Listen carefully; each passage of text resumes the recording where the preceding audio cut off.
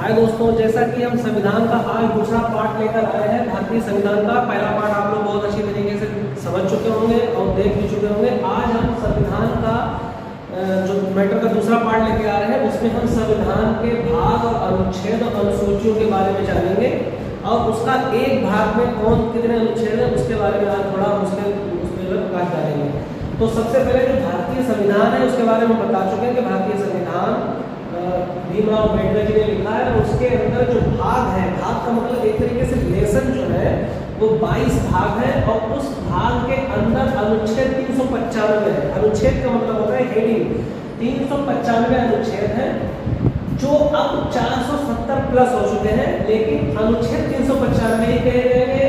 470 plus ऐसे हो जाते हैं कि जैसे 395 का कोई दूसरा भाग बनाया गया तो 395 का खा गा या 368 का खा गा, इस तरीके से 470 अनुच्छेद हो गए। अनुसूची जो है वो 12 प्लस करीब हो गई है।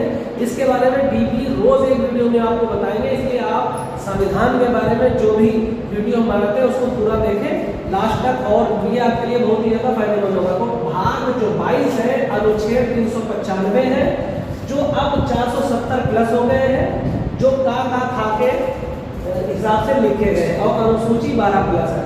तो सबसे पहले तो हम आज जो बात करेंगे वो भाग 1 की करेंगे।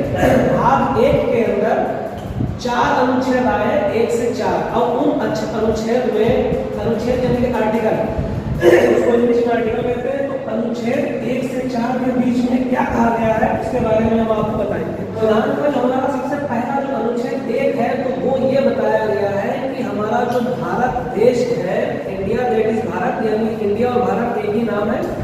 तो वो देश किस तरीके का है, उसकी सीमा क्या है, उसके अंदर जो जगह है वो किस तरीके से है। तो अनुच्छेद 1 में बताया गया है कि हमारा देश जो है वो संघ, एक तरीके से राज्यों का एक संघ है, यूनियन है। राज्य छोटे छोटे हैं, उन राज्यों का एक संघ है, वो भी यूनियन संघ है। एक बात यह है आपको बाद में बताएंगे कि यूनियन संघ क्या होता है, फेडरल संघ क्या होता है और परिसंघ क्या होता है, ठीक है। तो हमारा जो देश है वो राज्यों का एक समूह, यूनियन समूह है, राज्यों का एक समूह है जिसका क्षेत्र वगैरह लिखा गया हुआ है। फिर अनुच्छेद दूसरे में बताया गया है कि हम अनुच्छेद जो राज्य है उसमें बाकायदा सूची दी गई है। अनुच्छेद 1 में बता दिया गया है कि संघ और इसके राज्य मतलब हमारा जो देश है एक संघ है, प्रदेशों का एक संघ है और उसकी सीमाएं दी गई है और हर प्रदेश का नाम दिया गया है, वो सूची 1 में दी गई है। जैसे कि हमारा उत्तर प्रदेश है, बिहार, मध्य प्रदेश, झारखंड, ये सब उसमें नाम दिए ताकि पता चले कि हमारे जो देश के जो प्रदेश है वो किन नामों से जाने जाते हैं। अनुच्छेद 2 में हमको ये बताया गया है, जो संविधान लिख रहा है अनुच्छेद में, कि नए राज्यों की स्थापना का प्रावधान।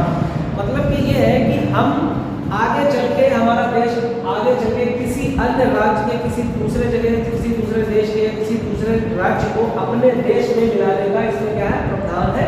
हम किसी अन्य राज्य को अपने देश में ले सकते हैं। जैसे कि सिक्किम नाम का एक राज्य था जो कभी हमारे देश का हिस्सा नहीं था, लेकिन उसको आर्टिकल 2 अनुच्छेद 2 के तहत हमने उस सिक्किम को अपने देश में मिला लिया है। तो ये हमारा अनुच्छेद 2, इसका मतलब ये है। अनुच्छेद 3 जो है राज्यों में सीमा तथा नाम में बदलाव परिवर्तन कर देना।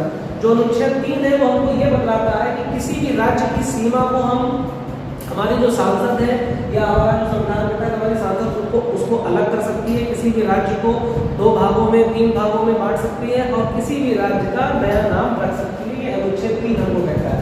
उसके बाद अनुच्छेद 4 जो है वो पहली और चौथी अनुसूची के संशोधनों पर जो है काम करती है। जैसे कि किसी भी राज्य का जो नाम बदलना है या किसी भी राज्य को बांटना है तो उसमें क्या करना पड़ेगा, किस तरीके से उनको जो है सांसद की बहुमत लेनी पड़ेगी, 2/3 बहुमत लेनी पड़ेगी और राष्ट्रपति के साइन चाहिए होते हैं। तो वो हमको अनुच्छेद जो है 4 में हमको दिलाता है। तो पार्ट 1 यानी कि भाग 1 के अनुच्छेद 1 से 4 का मतलब आप लोग समझते होंगे।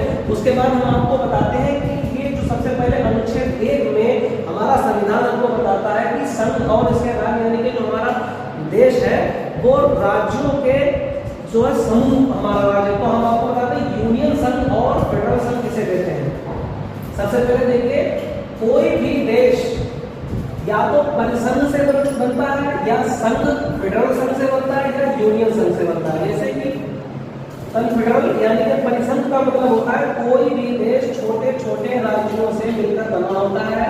कोई भी देश छोटे छोटे राज्य यहाँ पर बने हुए हैं, वो आपस में मिलकर एक बड़े देश का निर्माण करते हैं और अपनी छोटी छोटी ताकत, थोड़ी बहुत ताकत एक उस देश को दे देते हैं और वो देश इन सब राज्यों पर शासन करता है।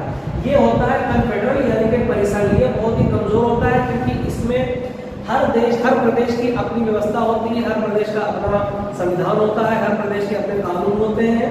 तो ये अपनी थोड़ी ताकत एक देश को दे देते हैं और ये देश सारे प्रदेशों को लेकर चलता है, जिसको कहते हैं फेडरल यानी कि परिसंघ। परिसंघ के देश अब इस समय नहीं पाए जाते हैं। उसके बाद दूसरा आता है फेडरल यानी कि संघ। फेडरल संघ, फेडरल जो है वो अमेरिका जो है वो फेडरल, इसमें फेडरल देश है अमेरिका। अमेरिका आपने देखा होगा, अमेरिका का नक्शा आप देखेंगे तो अमेरिका में बहुत से छोटे छोटे राज्य मिलकर अमेरिका का उन्होंने निर्माण किया, जो से मिलकर किसी भी देश को छोटे छोटे राज्य मिलकर अपनी बहुत ज्यादा शक्ति किसी देश को दे देते हैं, वो फेडरल संघ कहलाता है। ये भी थोड़ा कमजोर होता है कि इसमें भी अपने अपने राज्यों के कानून होते हैं, संविधान होते हैं, अपने अपने झंडे होते हैं। अमेरिका में जितने भी राज्य हैं वो फेडरल संघ के तहत अमेरिका बना हुआ है, तो उनके सबके अपने झंडे हैं, उनके अपने संविधान है, अपना नियम कानून है, लेकिन उन्होंने अपनी ज्यादातर पावर जो है किसी एक देश को दे दी है, वो देश इन सबको चलाता है। लेकिन जो हमारा देश है भारत, वो क्या है? यूनियन। राज्यों क्या क्या है? यूनियन। यूनियन जो होता है वो एक ही देश का संविधान मानता है, उसमें एक ही देश के झंडा होता है, एक ही देश का संविधान होगा। तो हमारे भारत में चाहे उत्तर प्रदेश हो, चाहे बिहार हो, चाहे मध्य प्रदेश हो, गुजरात हो, कोई भी राज्य हो, उस सब में हमारा ही एक ही संविधान चलेगा, एक ही नियम कानून होगा, एक ही झंडा होता है। एक हमारा राज्य था, आप लोग देख होंगे, कश्मीर। जम्मू और कश्मीर जो था वो 370 जब तक नहीं हटी थी तब तक वो दूसरा राज्य था, उसका दूसरा संविधान था, नियम कानून थे और उसका दूसरा झंडा था। लेकिन जैसे 370 वहां पे हटा दी गई, वो भी हमारा राज्य हो गया है और वो भी हमारे भारत का एक हिस्सा हो गया। वहां भी हमारा ही संविधान चलेगा और हमारा वहां पर झंडा होगा। तो आशा करते हैं आप लोगों को बहुत ही आसानी से ये समझ में आ गया होगा। अगले पार्ट में हम संविधान का तीसरा पार्ट लेके आएंगे और उस भाग 3 में कितने अनुच्छेद हैं और क्या काम है और किसके बारे में बताया गया है, वो हम आपको अगले पार्ट में बताएंगे। धन्यवाद।